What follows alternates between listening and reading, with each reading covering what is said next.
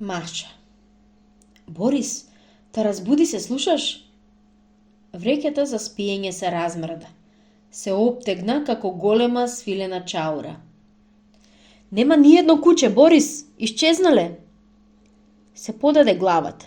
Се отворија очите, подзамижнаа. Јас сонував едно такво сино море, уште ми е пред очиве. Васили налутено скара. Но ке се освештеш ли еднаш ти? Утрото се разгоруваше. Розовата светлина надоаѓаше по површината на заснежената река и се губеше некаде зад хоризонтот. Ноќта си одеше пред неа, а реката свиваше кон запад и се наоколу беше чисто и бело. Чудно се црнеја двете дупки на изгазнатите огништа. Рустан! Рустан! Салка! На! Викаше Васили. Викот се разнесуваше над реката, одбивајќи се слабо од брегот. Каде ли се заминати тие? Трагите од нивните шепи, откако свртеле околу огништето, се оддалечуваа по брегот кон кривината што ја изминаа синоќа пред да легнат да спијат.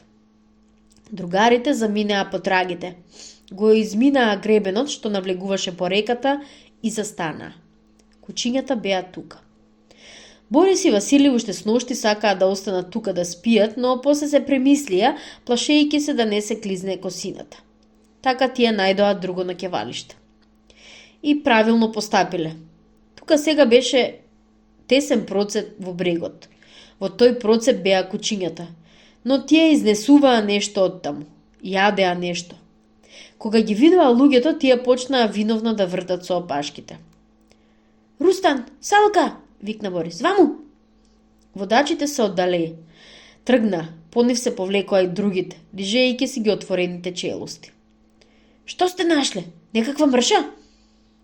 Наоколу стоја парчиња кожа, жолто-црни парчиња од грива, совладувајќи го гнасењето, Васили се наведна над изгризаното парче. Борис и самиот разгледуваше парче кожа и кога се исправи од неговите очи се читаше чудење. Не сваќам. Ништо слично досега не сум сретнал.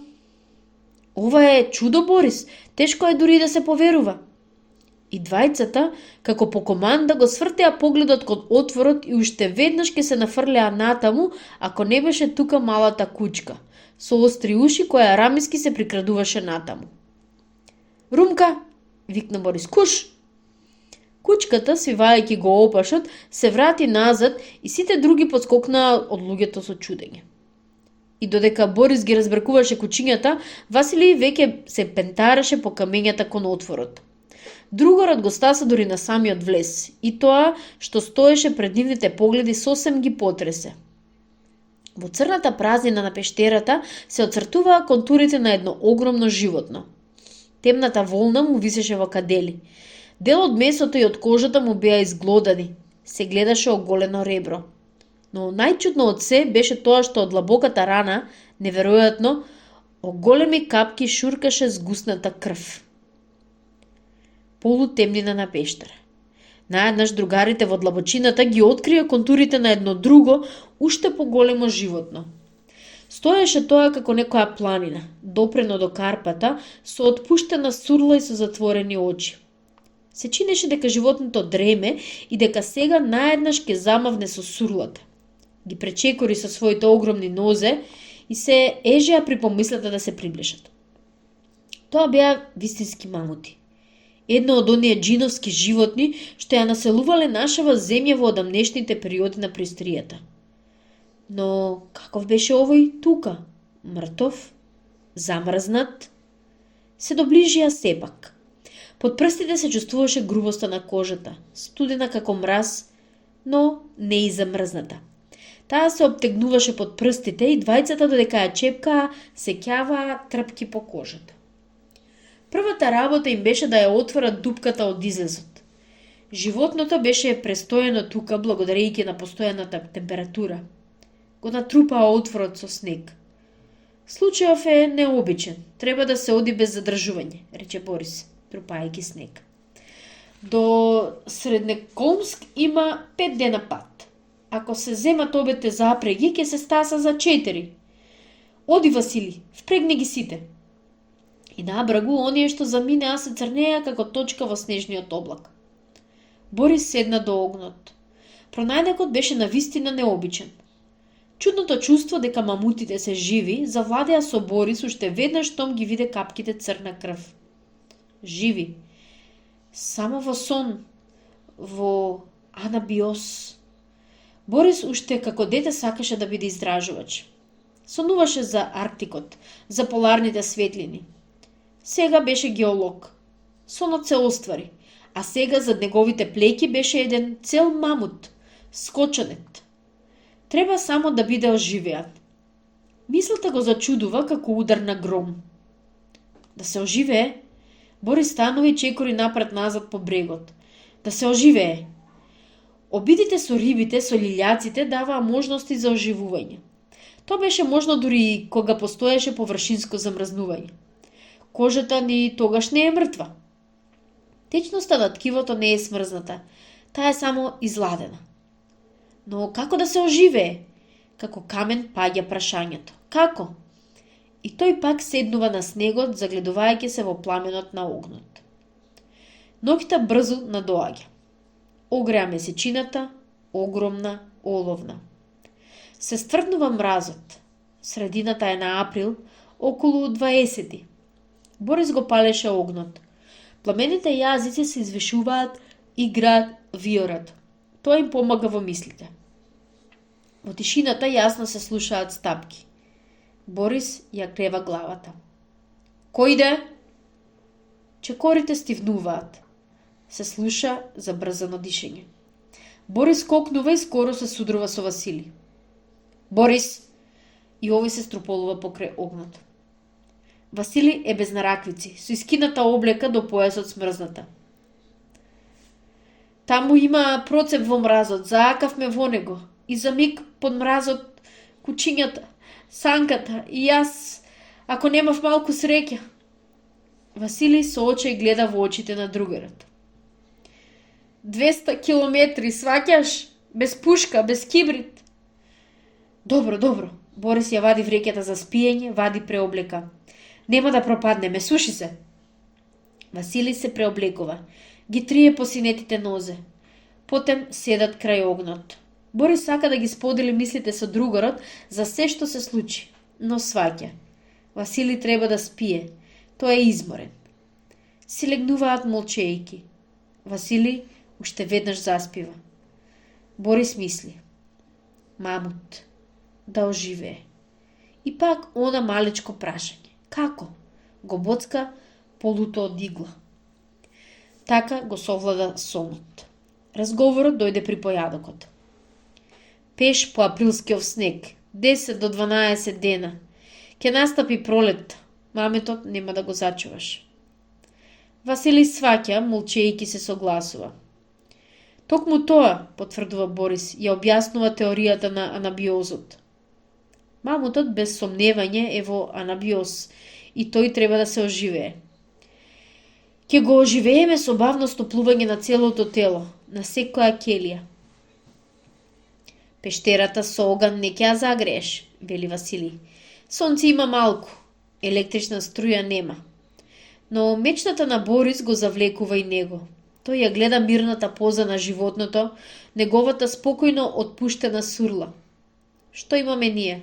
Снег, вода, камен, ветер. Но постои, вели тој сеќавајќи се на нешто. Постои, имаме мраз, имаме и вода, мраз и вода. Тој е уште премрзан од вчера, но во главата има нешто сосема друго. Чекај, викна тој, ке имаме и струја, мраз и вода, вика. Борис го фаќа за рака другарот.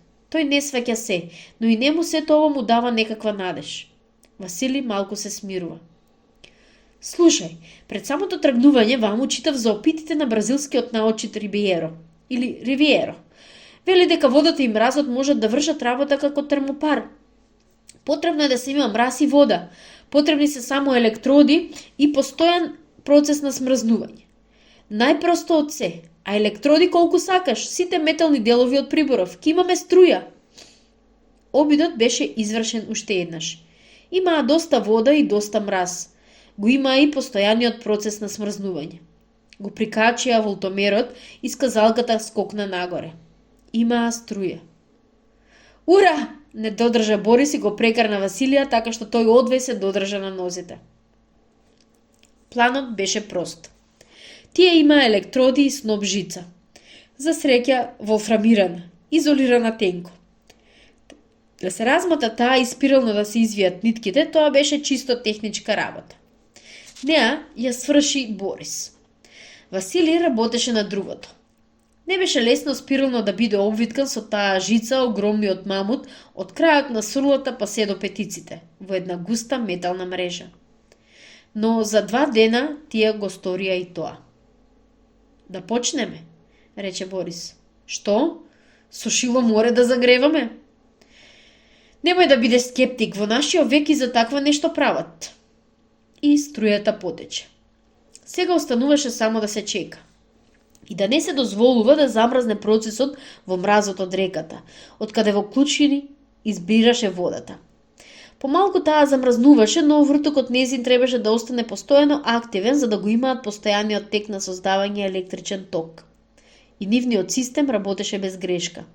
Струјата течеше постојано, а ѕверот стоеше неподвижен и по се чинеше дека тој вечно ќе остане така. Ништо. Та за час не можеш планина да загрееш? Умерувачки за себе и за Васили шепотеше Борис. На 4-тиот ден колковите на животното се навлажија. Другарите го сватија тоа како добар знак и почнаа да го подготвуваат излезот од пештерата. Во воздухот се чувствуваше топлина, надоаѓаше пролет. Тогаш температурата на телото на животното достаса до 30 степени. Чека, нешто мораше да се случи. На 7-миот ден, уште со разденувањето, видеа дека сурлата на животното е помрдната, како некој да ја подигнал. Тие го примеа тоа како знак за оживување и не ги тргаа очите од него. По 1 час, кога сонцето огреа во пештерата, потрепери неговата веѓа. Кон пладне животното почна да диша и да ги отвара очите. Иако го чекаа само тоа, луѓето сепак потреперија. Но животното продолжуваше да стои неподвижно. Само понекогаш шумно ќе вдишеше воздух, како некој бавно да подригнува или да спушта некое ковачко дувало. Сваќаа, тоа беше критичен момент. Ѕверот или ќе оживее, или ќе се ничкоса мртов. Времето минуваше. Здивот се израмнуваше, но грамадата се уште стоеше неподвижна, обвиткана во проводникот. Струјата не ја исклучуваа. На пладне, животното мрдна со сурлата. Ја подигна, ја отвори. И наеднаш ја сврте клавата кон нив, гледајќи ги право во очи. Се исплашија. Стоеја како хипнотизирани, бесилни да ги спуштат погледите, да се потргнат од тој чуден првобитен поглед. Сонцето заоѓаше, а во пештерата се згустуваа квечерините, а од тоа стануваше уште пострашно. А ѕверош продолжуваше да гледа, така што на другарите им се чинеше дека тој негов поглед нема крај. Седојка животното не се сврте на другата страна и ја завзеде пак својата неподвижна поза. Дори тогаш Борис и Васили излегоа од пештерата. Се чувствуваат чудно незгодно. Порано мислеа, каква радост ако прогледа мамутот. А сега немаа зборови. Борис го прекина водот од жиците. И во тој миг се слушна лесен потрес. Животното пречекори. Тоа беше тежок каменен чекор. Грамадата тргна кон излезот. Камењата стенкаа под тежината. Сега тоа беше надвор. Доаѓаше до водата. И уште веднаш неговата сурла се пушти во процепот од реката. Што ќе правиме сега? Со шепот праша Васили. Што знам јас? Исто така со шепот одговори Борис. Животното пиеше со свиреш, праскајќи од водата низ сурлата во устата. Поминуваа минути, а свирежот не престануваше исто како тука да беше поставена механичка пумпа. Ке се препие, треба да го избркаме од брегов, се тревожеше Борис. Оди, обиди се. Очигледно дека прежеднетоста беше голема. Животното беше тоа женска мамутка, не можеше да се тргне од водата. Еј! Викна кон неа Борис. Животното ја сврте главата, а потем се кутна на страна врз ветките подготвени за огнот. Помислија дека е се свршено, се додека не се уверија дека тоа мирно и сонливо диши. Животното беше заспано. Тие внимателно ја префрлија својата голема мушама преку неговата граматна снага. Сепак ноќите беа студени и утредента, рано пред зората, Борис ја зеде секирата и отиде во тајгата. Откако насече брз со набабрени пупки, мислеше дека тоа ќе биде добра храна за мамутот, тој се врати назад. Кога се приближуваше до наќивалиштето, го чу Василија како разговара тивко со некого. Внимателно дзирна од зад стената. Огромниот звер стоеше на нозе и лесно мрдаше со сурлата. Васили на 5 чекори од него му подаваше нешто мраморејки љубезно. Маша, Маша, Машенка, Маша. Маша ја подигна сурлата и тивко грокна кон Васили. Тој скоро седна од неочекуваниот гест или од страв, а она што пред тоа го подаваше му падна од раката и се растори по снегот. Тоа беше кутивче со пилулу с концентрирана храна. Откако ги голтна сите нив, Маша гледаше кон Васили, божем бара уште. Тогаш Борис си го фрли на рамникот брст. И таа почна да джвака, одбирајќи по 2-3 ветчиња. Дури тогаш Васили се созеде и почна да раскажува што се случило. Готвал поедок кога чул како некој дише веднаш зад него. Кога се свртел, премрел. Зверот се доближувал кон него. Ке ме смачка како палачинка, помислил. За да се зачува, тој го фрлил натаму првиот предмет што му се нашол во раците. Била алуминиумска чинија, која што паднала со дното нагоре. Мамутот застанал, почнал да ја врти чинијата, испитувајќи ја. Тоа му дало време на Васили да се освести.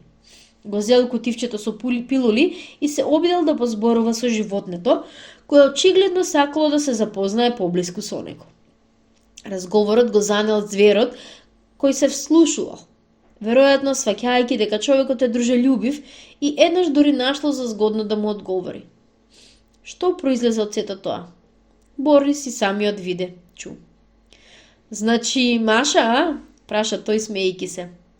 А ѓавол ќе ја знае како да ја наречеме? Се пошегува Васили. Нека биде Маша, се согласи Борис. Животното беше зафатено со храната и не им обрнуваше внимание на луѓето. Тоа нема да истаса, да појдеме уште еднаш, рече Борис. Другарите одеа уште 2 пати, донесоа куп гранки. Маша јадеше деликатно, постојано земајќи само по 2-3 гранчиња. По неколку дена луѓето и правобитниот звер останаа сосем своји. Маша се покажа сосем пријатна. Незината физиономија беше добродушна, кротка. Малечките очиња гледаа со подсмевнување шеговито. Иако таа ги сакаше пилулите, сепак сметаше за недостојна да ги бара постојано од луѓето. 1000-годишниот сон како да ја имаше натерано да заборави на поминатиот живот и новото таа го откриваше со љубопитство. И беа останати само основните побуди – да јаде и пие. Таа се придружуваше кон се живо. А бидејќи Борис и Васили беа живи, таа не се оддалечуваше од нивниот логор. Не се знаеше уште какви инстинкти ќе се разбудат во неа, но сега тоа беше најдобродушниот звер. Иако беше страшно доближувањето до неа, сепак меѓу луѓето и зверот се создадоа заемни односи на почитување и помагање. Кога одеа во шумата по храна, Маша тргнуваше по нив, кршеше ветки, јадеше но само што ќе тргнеа назад, таа уште веднаш ги следеше како сенка. Меѓутоа време беше да се мисли за назад. А ако не сака да дојде, се тревожеше Васили. Ке дојде, го веруваше Борис. И Маша појде. Одминуваа бавно. Наутро, нарочек и навечер, кршеа ветки. Ја хранеа. Маша свикна на оброци и никако не сакаше да јаде без време. Пате. Луѓето не можеа да се мрднат онеа, се дека таа не се нахранеше како што треба. Ако тие тргнеа, таа се ќе оставеше и ќе почнеше да труби со таква сила што остануваше страшно. И тие чекаа се додека таа не се најадеше, а бидејќи тоа траеше доста долго, оброците им одземаа скоро половина ден. Мораа да сторат нешто заради времето. И еднаш тие не застанаа на ручек. Маша трапеливо чекорише по нив и полека од време на време почна и самата да се кине во одењето по некоја ветка. Така, кој не работи, тој не јаде, се шегуваа. Во базата дојдоа кон крајот на мај. Решија напред да појде Василий да предупреди за чудниот гостин што доаѓаше. Но требаше само тој да се обиде да се оддели и Маша ќе почнеше да труби по него. Беше свикната луѓето да ги гледа заедно и не сакаше никој да ја напушта. Кон населбата се доближуваа во дожливо утро. Во шумата беше тихо, глуво. Во маглата дрвјата беа неизмерно високи. Од нив се ронеа јадри капки. Влакното на животното беше мокро, скиснато. Беше жално да се гледа во таа грамада оживеана во еден туг свет. Населбата беше отаде реката. До реката застанаа. Таа беше надојдена и влечеше со себе дрвја и камења. Сите тројца стоја на плоштатката кај сплавот, кој сега не работеше. Не знаеа што да сторат. Гледаа како жицата од сплавот ја понесува како стручно надојдената вода. Наеднаш над реката се разнесе далечна зарибната свирка. Ревеше некој булдужер. Некој млад, нестрплив шофер. Маша се наежи. Пискотот се повтори како да долетуваше од некоја чудна незнајна земја. И Маша одговори. Одговори таа со силен, долг и тажен глас, сета растреперена со засветкани очи. Одново од онаа страна се донесе рев, низок, далечен. Ветерот ја носеше маглата. Викот се засили. И Маша пак одговори. Викот ти беше фантастично силен и долг. Очигледно забавувајќи се, шоферот продолжуваше да ја дразни од далечините. И тогаш Маша тргна кон брегот. Се фрли кон едната, потоа кон другата страна и најпосле влезе во водата. Ја викаше гласот на крвта. Ништо не можеше да ја одврати. Сега беше веќе во вителот. А булдожерот ревеше без прекин. Шоферот не ја гледаше трагедијата што се случуваше тука на брегот. Од водата се подигна црвеникавиот грб на животното. Зверот се меткаше кон стадото што му се сонуваше, а тој не знаеше за машините и за нивниот рев. Грбот се покаже уште еднаш, а потоа изгина во маглата. Маша! Маша! Очено викаа Борис и Василий. Сега им одговараше само реката со својот шум и со трескотот на судрените понесени стебла.